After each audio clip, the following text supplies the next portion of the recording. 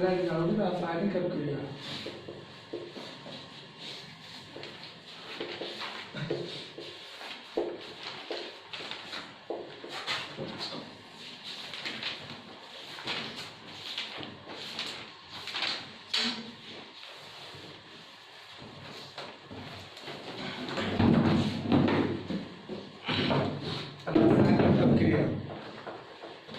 बताइए उसमें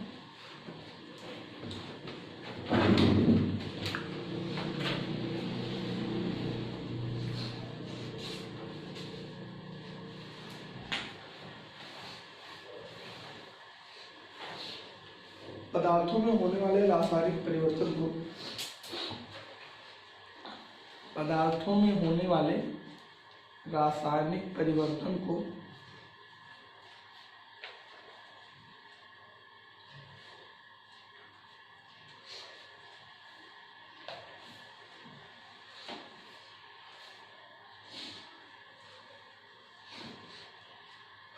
रासायनिक अभिक्रिया कहते हैं।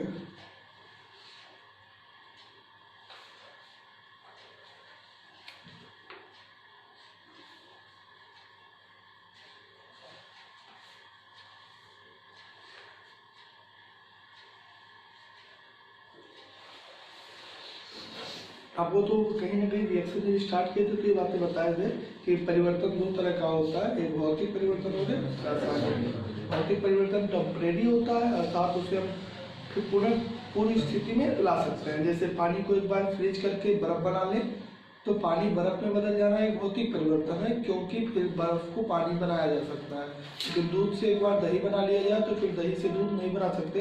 तो ऐसे चीज़ों को हम रासायनिक परिवर्तन कहते हैं। और जब पदार्थों में रासायनिक परिवर्तन होता है तो उसी का दूसरा नाम क्या रखा गया है? रासायनिक अभिक्रिया। नीचे लिखेंगे दिशा के आधार पर रासायनिक अभिक्रिया दो प्रकार की होती है।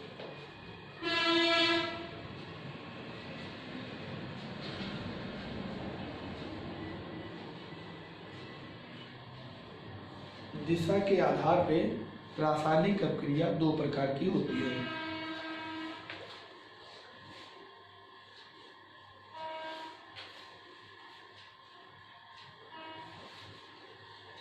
पहला अनुत्क्रमणीय अभिक्रिया, वहां बताया गया होगा, ये भी कई तरह से हमने क्लासिफाइड किया था रिएक्शन को लेकर। वहां पे एक दिशा के आधार पर मतलब डायरेक्शन बेसिस पे दो है, अनुत्क्रमणीय अभिक्रिया और दूसरा उत्क्रमणीय अभिक्रिया।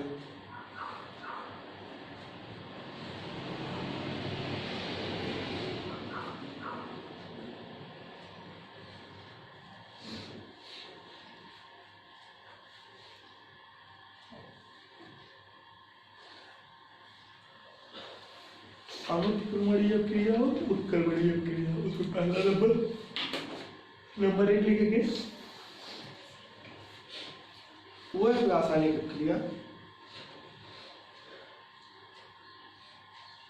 जो केवल एक दिशा में चलती है।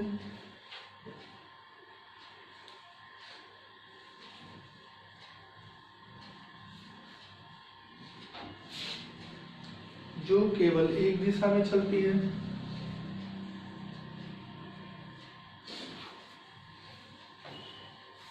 अर्थात एक पदार्थ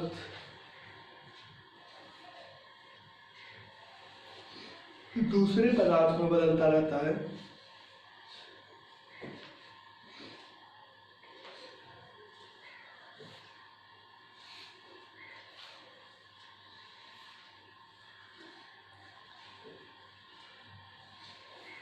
अनुत्क्रमणीय अभिक्रिया कहलाता है।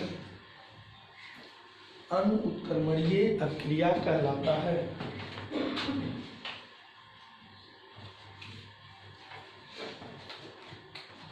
एग्जाम्पल आपको याद है, जैसे NaOH और HCl दोनों को अगर मिलाए तो ये क्या बनाते हैं? NaCl और H2O, जिसको उदासीनीकरण कहते हैं। इसमें सिर्फ एक दिशा बताई जाती है। ध्यान से देख पा रहे होंगे, तीन को एक दिशा दिया गया है, मतलब ये रिएक्शन सिर्फ इससे इसमें बदलता है, बैकवर्ड रिएक्शन नहीं होता। तो आप एग्जाम्पल में दो को लिख सकते हो, जैसे KClO3 पोटेशियम क्लोराइड को अगर गर्म किया जाए तो 2KCl पोटेशियम क्लोराइड और ऑक्सीजन गैस रिलीज होता है। तो ऐसे क्रिया है जिसमें केवल वन डायरेक्शन में चेंजेज होते हैं, उसी को हम अनुत्क्रमणीय क्रिया या फिर इरिवर्सिबल रिएक्शन के नाम से जानते हैं।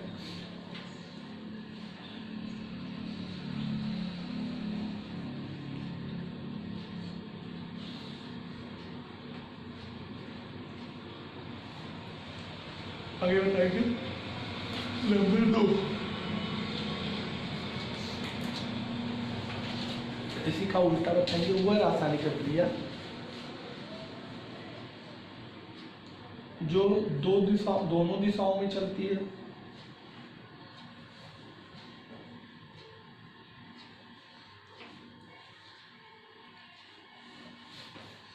जो दोनों दिशाओं में चलती है,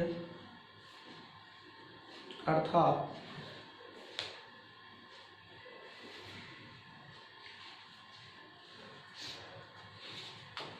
जिसमें एक पदार्थ दूसरे पदार्थ में, एक पदार्थ दूसरे पदार्थ में और दूसरा पदार्थ पहले पदार्थ में एक साथ बदलते रहते हैं, पहले पदार्थ में एक साथ बदलते रहते हैं।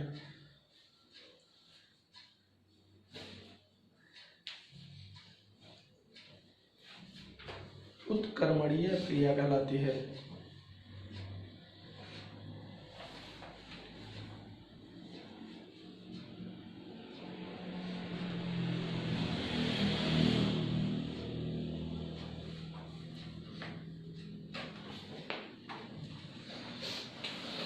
जैसे अब देखोगे H2 प्लस I2, हाइड्रोजन और आयोडीन के दोनों रिएक्शन करते हैं तो हाइड्रोजन आयोडाइड बनाते हैं 2HI, लेकिन ये इसमें जाता है और ये फिर इसमें आता है। तो जिसमें भी ये दोनों डायरेक्शन वाले तीन लग जाए वो उत्क्रमणीय क्रिया में आते हैं, मतलब ये इसमें कन्वर्ट होता है और ये इसमें कन्वर्ट होता है साइमल्टेनियस। ऐसे अमोनिया बनने का रिएक्शन जो है N2 प्लस 3H2, इसमें भी देखोगे तो उत्क्रमणीयता होती है और क्या बनता है 2NH3 अमोनिया गैस। लेकिन चेंजेज होते रहते हैं। आपने N2 प्लस को देखा होगा नाइट्रिक ऑक्साइड का फॉर्मेशन, ये उत्क्रमणीय क्रिया में आता है। अलग क्रिया को तेज करने के लिए इसमें आयरन प्रेरक का यूज किया जाता है, जबकि इसमें प्लेटिनम गेज का यूज किया जाता है। उत्प्रेरक अगर लगा दोगे तो ठीक है, नहीं लगाओगे तब भी कोई दिक्कत नहीं है। उत्प्रेरक एक अलग ही इशू होता है कि क्रिया की दर को बढ़ाता है। क्लास 12th में जाओगे, 9th में पढ़ के आए होंगे थोड़ा बहुत, तो 12th में पढ़े को ज़्यादा मिलेगा कैटलिस्ट के बारे में। तो कई बार याद आता है कि हाइबरमेट द्वारा अमोनिया बनाने में कौन सा उत्प्रेरक यूज होता है, वो आयरन है वहाँ पे। जबकि अब जब नाइट्रिक अम्ल का फॉर्मेशन किया जाता है तो वहाँ नाइट्रिक ऑक्साइड बनाया जाता है और N2 और O2 लेकर वहाँ पे प्लेटिनम गेज का उपयोग किया जाता है, मतलब प्लेटिनम की जाली। तो ऐसे क्रियाएं जो केवल एक दिशा में चलती है उसे अनुत्क्रमणीय, और वह क्रिया जो दोनों दिशाओं में चलती है वो उत्क्रमणीय। एक दिशा वाले की तो बात नहीं है, लेकिन दो दिशा वाले में एक चीजें आती हैं कि जब उनके रेट्स जो होते हैं, अक्रिया की दर होती है, आपको पता होगा कि अक्रिया की दर, या तो हम लोग 12th के कोर्स में पढ़ते हैं अक्सर,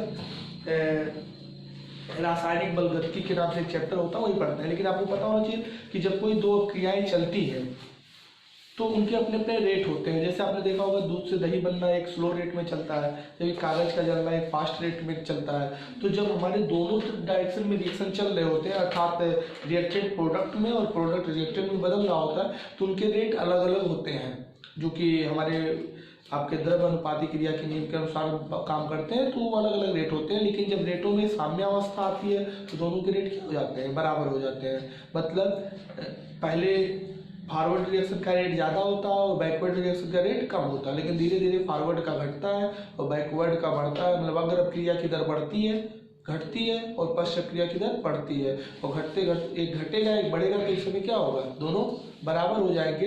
तो जब बराबर हो जाते हैं तो उस समय के स्थिति को हम साम्यावस्था कहते हैं। तो साम्यावस्था किस में आएगा, जो दोनों दिशाओं में चल रहा है कि एक दिशा में, दोनों में। मतलब एक दिशा वाले क्रिया में साम्यावस्था नहीं होती है, लेकिन जब दो दिशाओं में चलते हैं और दोनों का रेट बराबर हो जाए मतलब आगे चलने वाला और पीछे चलने वाला। जब दो पहले नहीं बराबर होता है लेकिन बाद में बराबर हो जाता है। जब बराबर हो जाता है तो उस अवस्था को क्या कहते हैं, साम्यावस्था। तो साम्यावस्था से पहले हम लोग गुल्डबर्ग और बाल्दी का लेंगे, हेडिंग डालेंगे द्रव्य अनुपाती क्रिया का नियम। द्रव्य अनुपाती क्रिया का नियम।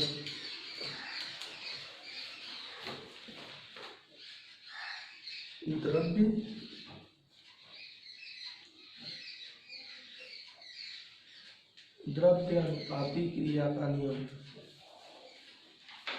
एक ही में लिखोगे तो आपका मात्रा लगाना पड़ेगा, शब्द विच्छेद की पॉइंट अलग अलग कर दो। जैसे द्रव्य अनुपाती अलग अलग लिखो। देखो उत्क्रमणीय कैसे लिखते हो, ऐसे ना। हिंदी इंग्लिश में यही तो दिक्कत है। लेकिन जब अनुत्क्रमणीय लिखना होगा तो अन में आई ऊ का मात्रा बन जाता है, तब कर्मणीय लिखा जाता है। अब ऐसे मान लीजिए हम लिखे द्रव्य अनुपाती, तो द्रव्य अलग लिखोगे, अनुपाती अलग लिखोगे, तो ये अलग अलग से मतलब दे रहे हैं। जब मिला के लिखना पड़ेगा तो शब्द विच्छेद पॉइंट में मात्रा बनता है। हिंदी के टीचर से मिलोगे वो आपको बताएंगे शब्द कैसे चलता है। तो द्रव्य अनुपाती क्रिया का नियम इंग्लिश में होता है लॉ ऑफ मास एक्शन। भाई हमको हिंदी नहीं आता है, हिंदी पढ़ने में बड़ी भागते थे। क्लास 9 10 में कभी नहीं बनाए थे, लेकिन हमारा कोई दूसरा बनाया था। कोई नहीं बनाता था, इंग्लिश हिंदी काफी नहीं हम तो बनाए थे, क्योंकि मनीष से पढ़ाते थे तो बड़ी दिक्कत था हमारे पास। तो हम किसी का फैसला बदली मैथ वाला हम लोग बनाते हैं तो हमारा मास एक्शन हम लोग वही किताबें पढ़ते थे और हिंदी इंग्लिश लिखेंगे। गुल्डबर्ग और बागे। गुल्डबर्ग एक साइंटिस्ट है। गुल्डबर्ग व बागे, वागे है मतलब डब्ल्यू से वागे ने अब क्रिया के दर के संबंध में एक नियम प्रस्तुत किया। मतलब क्रिया कैसे चलती है, क्या रेट होता है, इसके बारे में सबसे पहले इन्होंने ही बताया। अब क्रिया की दर ने अब क्रिया की दर के संबंध में या विषय में एक नियम प्रस्तुत किए, जिसे द्रव्य अनुपाती क्रिया का नियम कहते हैं।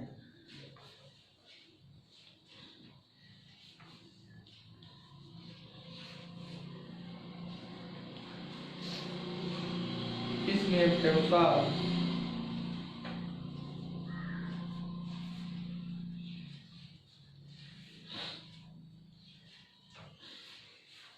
किसी पदार्थ के अभिक्रिया करने की दर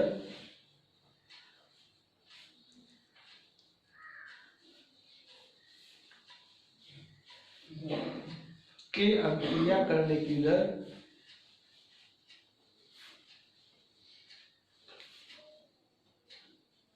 उसके सक्रिय द्रव्यमान के अनुक्रमानुपाती होता है।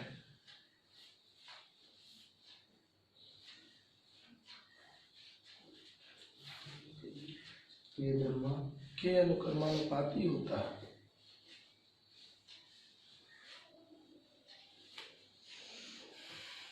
और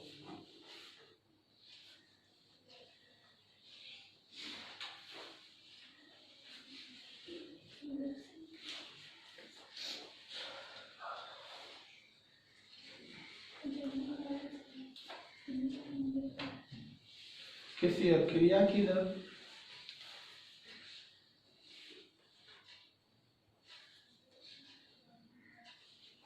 उसके अभिकारी पदार्थों के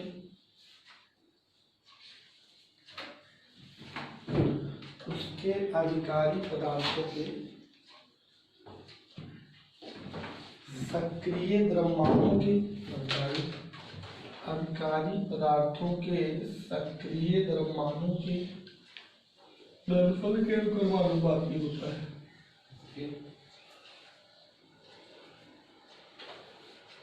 अभिकारी पदार्थों के सक्रिय द्रव्यमानों के गुणनफल के अनुक्रमानुपाती होता है।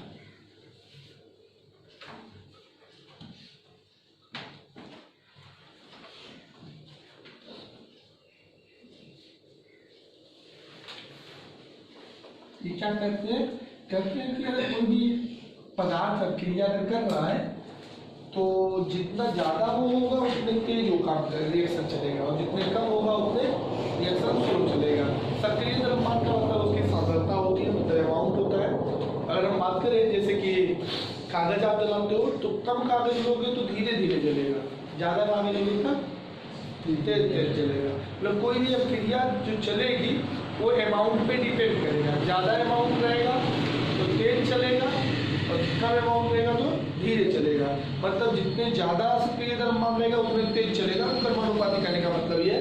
अर्थात ये कहते हैं कि मान लीजिए कोई एक पदार्थ है जो आपका प्रोडक्ट बना रहा है, कोई ना कोई उत्पाद बना रहा है, तो जो रेट ऑफ रिएक्शन होगा,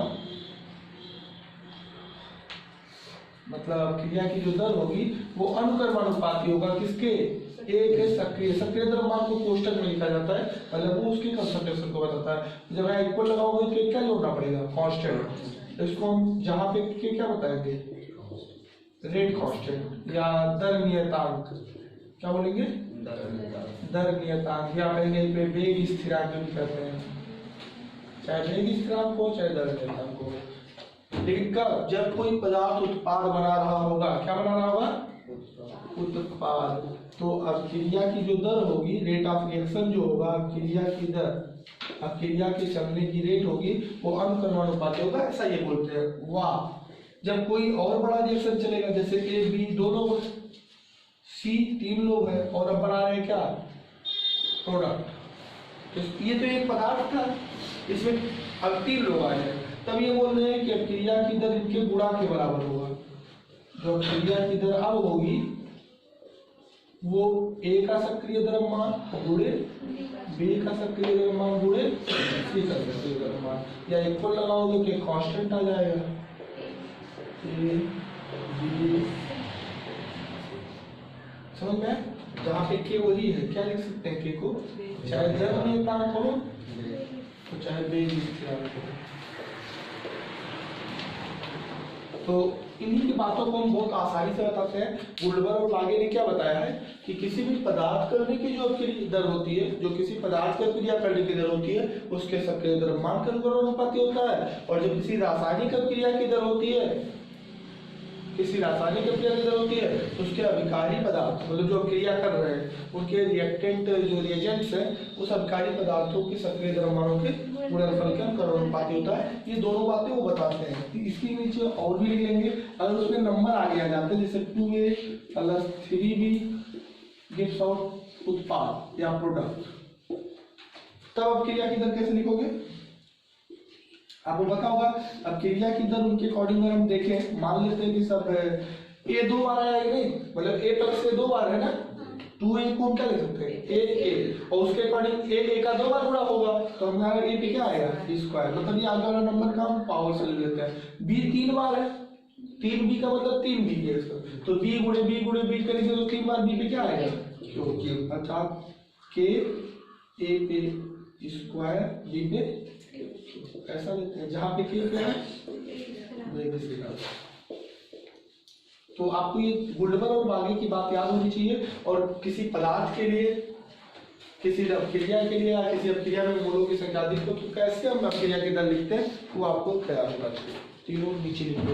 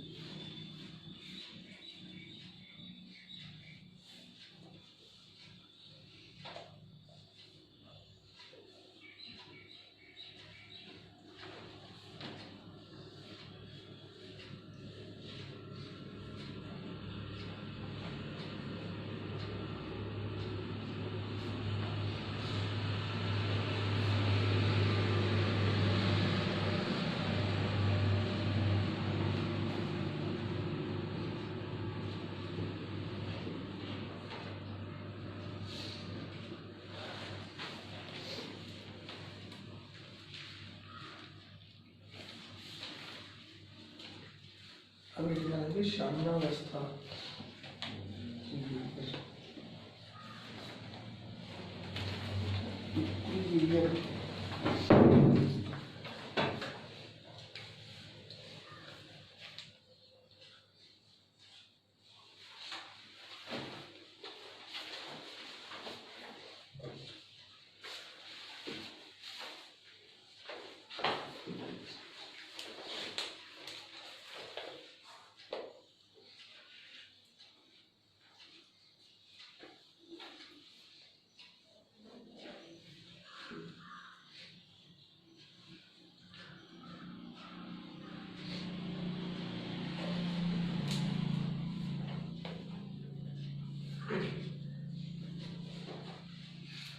बनाएंगे।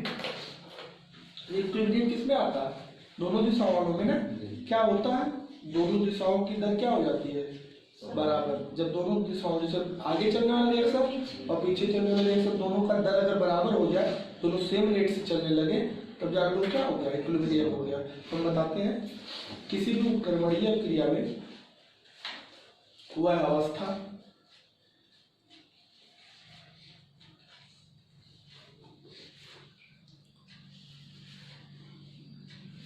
किसी भी उत्क्रमणीय क्रिया में वह अवस्था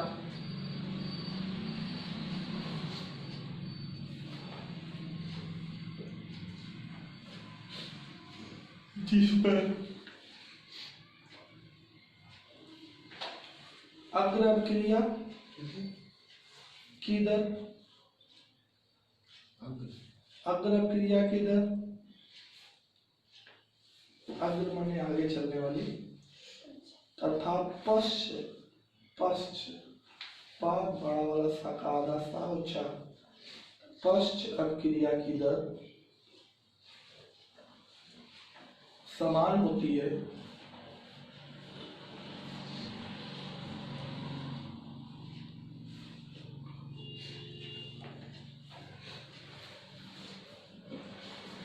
साम्यावस्था कहलाता है, साम्यावस्था कहलाता है।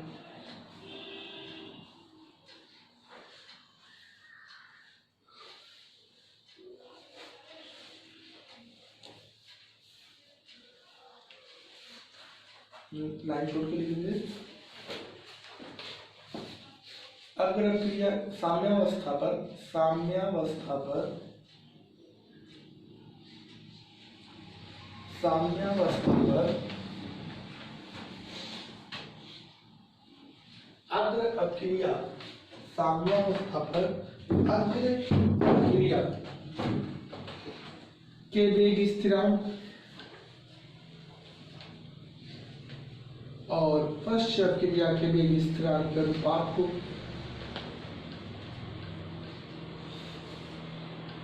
और पश्च क्रिया के वेग स्थिरांक, अक्रिया और पश्च क्रिया के वेग स्थिरांक के अनुपात को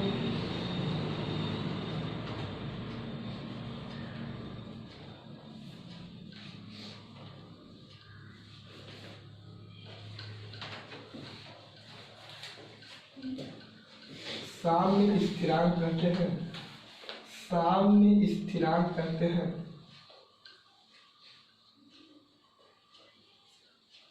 साम्य स्थिरांक कहते हैं।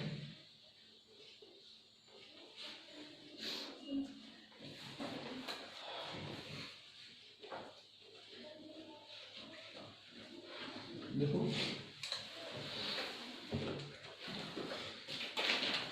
हम लोग अगर देखें कोई भी उत्क्रमणीय क्रिया की बात करें जिसमें दोनों दिशाओं में चल रहा है, तो उसमें हमारे पास एक अग्र क्रिया होती है और एक पश्च क्रिया होती है। मान लेते हैं, माना उत्क्रमणीय क्रिया, कोई भी उत्क्रमणीय क्रिया मान लो जो रिवर्सेबल रिएक्शन हो, जनरली तो A प्लस बी दोनों दिशाओं में चलने वाला है, C प्लस, मान लीजिए एक उत्क्रमणीय क्रिया माना गया A plus B gives out C plus D. तो इस क्रिया को A plus B gives out C plus D जो है, जो A plus B C plus D को बोल रहा है, इसको कौन सा रिएक्शन बोलेंगे? फॉरवर्ड। कौन सी क्रिया? अग्र क्रिया। और जो इधर से इधर आ रहा है उसको कौन से क्रिया बोलेंगे? Backward reaction. तो एक फॉरवर्ड रिएक्शन है और एक बैकवर्ड रिएक्शन है। अच्छा, हम मान लीजिए अग्र अपक्रिया की दर बात करें, अग्र अपक्रिया की दर, तो गुल्डबर्ग और बागे बताए अग्र अपक्रिया की दर जो होगी, अग्र अपक्रिया में ये इसमें जा रहा है तो रिएक्टेंट तो यही है ना, यही तो बदल रहा है, जो बदल रहा है उसी को अभिकारी कहते हैं। तो ये इसमें जा रहा है अग्र में, अतः अपक्रिया की दर क्या होगा? एक कांस्टेंट रहेगा, क्योंकि ये फॉरवर्ड रिएक्शन के लिए इसे केएफ कह रहे हैं, अग्र के लिए फॉरवर्ड जिसे बोलते हैं। और क्या लेंगे? ए का कंसंट्रेशन और बी कंसंट्रेशन। जबकि अगर हम पश्च अपक्रिया की दर निकालें,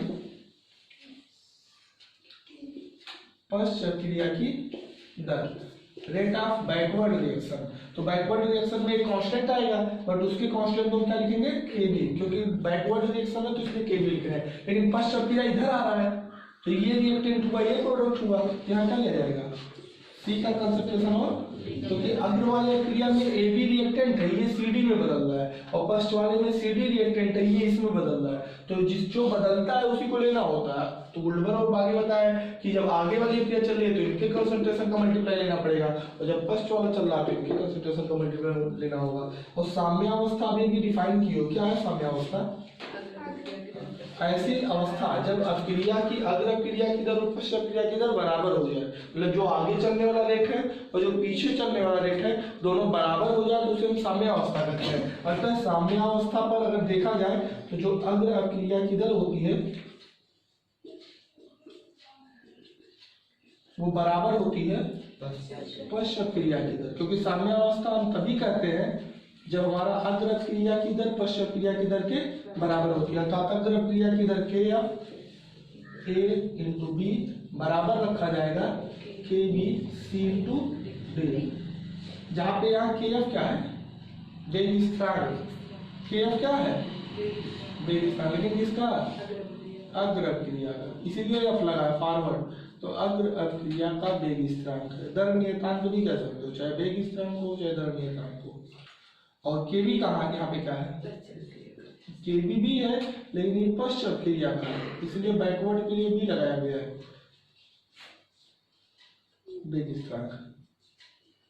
और अभी अभी अगर हम इसको इधर भेज दें तो इसको इधर भेज दें तो क्या बन जाएगा? के एफ बटे equal to concentration of C concentration of D divide by concentration A upon concentration D. और अभी भी डिफाइन किया हो कि के एफ बाई के बी, चूंकि के एफ बाई के बी अभी भी आपको बताया गया है कि किसी भी अपक्रिया के साम्यावस्था में नीचे अग्र अपक्रिया का वेग स्थिरांक और पश्च अपक्रिया के वेग स्थिरांक के अनुपात को क्या कहते हैं? साम्य स्थिरांक। इसे हम केसी से दिखाते हैं, तो ये साम्य स्थिरांक होगा।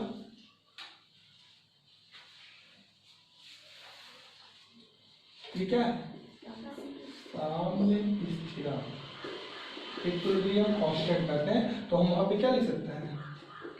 केसी, मतलब केसी लिख सकते हैं ना, के एफ बाई के बी को, मतलब केसी बराबर क्या आ गया? C D concentration upon A into concentration of, मतलब किसी भी अपक्रिया का अगर हमें साम्य स्थिरांक निकालना है, किसी का भी साम्य स्थिरांक निकालना है, मतलब इक्विलिब्रियम कांस्टेंट निकालना है, तो हम इस तरह के व्यंजक को प्राप्त करेंगे और आपको मिल जाएगा। नोट पॉइंट में डाल देंगे।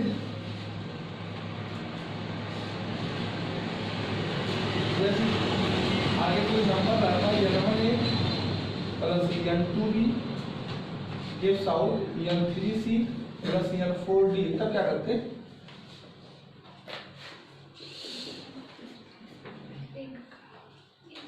तो साम्य स्थिरांक में पावर आता ना, क्योंकि अभी भी आपने साम्य स्थिरांक जब केसी निकालते तो वहाँ खाली ये नहीं आता, ए पे पावर N1 आता, क्योंकि यहाँ N1 अगर रहता तो ये पावर यहाँ बन जाता कि नहीं बन जाता?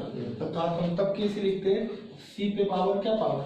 N3, डी पे पावर N4, उसके आगे के मोलों की नंबर ए पे पावर N1, डी पे पावर N2, तो उनके पावर भी आते हैं। तो एक जनरल पॉइंट में हमें रखना होगा कि साम्य स्थिरांक अगर उसमें आगे मोलों की संख्या लगी है तो हमें वो पावर को लेके ही चलना है, और नहीं लगा है तो कोई बात नहीं।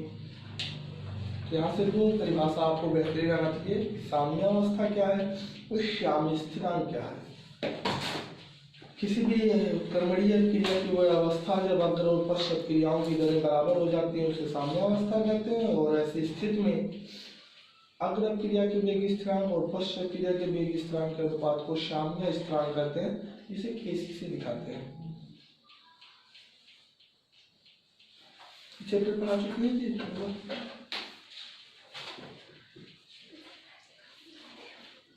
कब पढ़ा थे?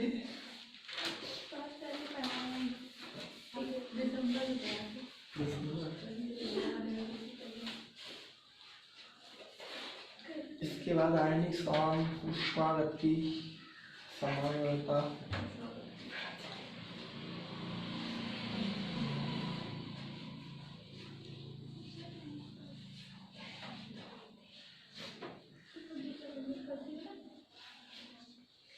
आप लोगों को जितना एकदम सुटेबल लैंग्वेज और सुटेबल डाटा दिया जा रहा है, उससे डाटा तो बहुत होता है, कई साल लग जाएंगे पढ़ते पढ़ते, लेकिन वो डाटा आपको दिया जा रहा है जो कि एकदम क्लीन वर्ड्स होते हैं, क्लीन लैंग्वेज है, और इतना कम से कम आना भी चाहिए। इससे कम आएगा तब नहीं मतलब है। वैसे 11 में कोई बोर्ड एग्जाम नहीं होता है, लेकिन इसका मतलब ये नहीं कि 11 था कुछ आएगा तब भी चल जाता है।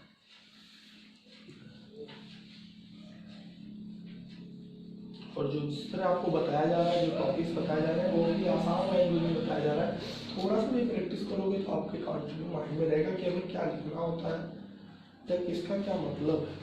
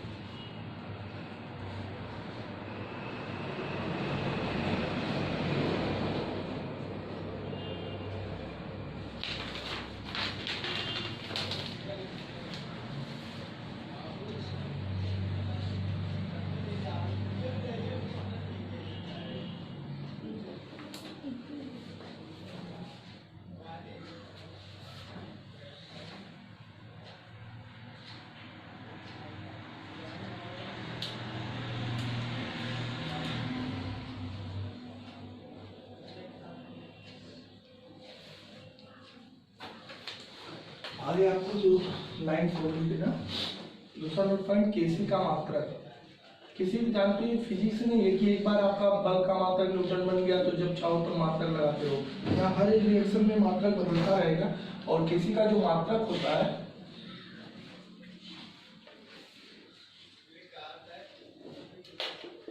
वो किस पे डिपेंड करता है, रिएक्शन पे। और मान लीजिए आपके पास N1A प्लस N2B कर्मणीय क्रिया का signal N3C plus N4D type का रिएक्शंस है। इसका आप केसी का मात्रक लिखना चाहते हो तो आप मोल प्रति लीटर फिर पावर डेल्टा एल लिखोगे। यहाँ पावर डेल्टा एल क्या होता है, या इसको चाहो तो मोल और लीटर इनवर्स भी लिख सकते हो। फिर पावर लगा लेना डेल्टा एन, जहाँ डेल्टा एन आपके मोलों की संख्या में अंतर है, ये है N3 प्लस N4, इधर वाले मोलों की संख्या माइनस इधर वाला N1 प्लस N2। तो पहले तो दिमाग से निकाल लिया करना डेल्टा एन कितना बन रहा है, और डेल्टा एन जब निकल जाए तो फिर आप उसकी मात्रा को लिख सकते हो। बाकी एक चीज दिमाग में रखना कि केसी का मात्रक हर रिएक्शन के लिए बदलता रहता है।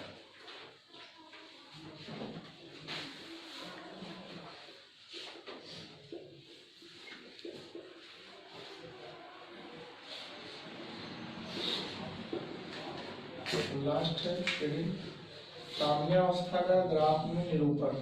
आपको पता होगा कि किसी की साम्यावस्था अगर आपको जानना है तो यह क्रिया की दर है,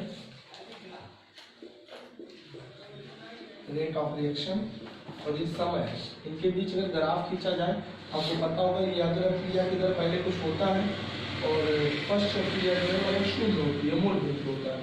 ये धीरे धीरे घटता है और ये धीरे धीरे बढ़ता है। ये घटता जाएगा, ये बढ़ता जाएगा, और एक समय आएगा जब दोनों क्या हो जाएंगे, इक्वल हो जाएंगे। जब इक्वल हो जाते हैं तो एकदम सीधे चले जाते हैं, मतलब ना ये बढ़ेगा ना ये घटेगा। तो पहले स्टार्टिंग फेज तो साम्यावस्था में होती है, लेकिन अग्र क्रिया धीरे धीरे रेट घटा देता है और पश्च क्रिया धीरे धीरे बढ़ा देता है। ये अग्र क्रिया है,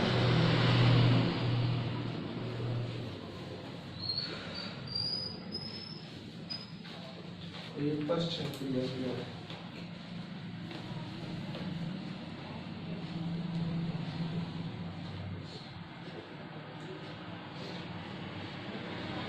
जब आ गया उसकी स्टेशन क्या बोलते हैं,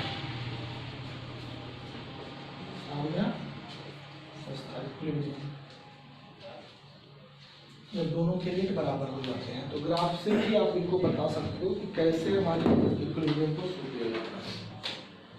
इसके आगे की चीजों को कल बताएंगे।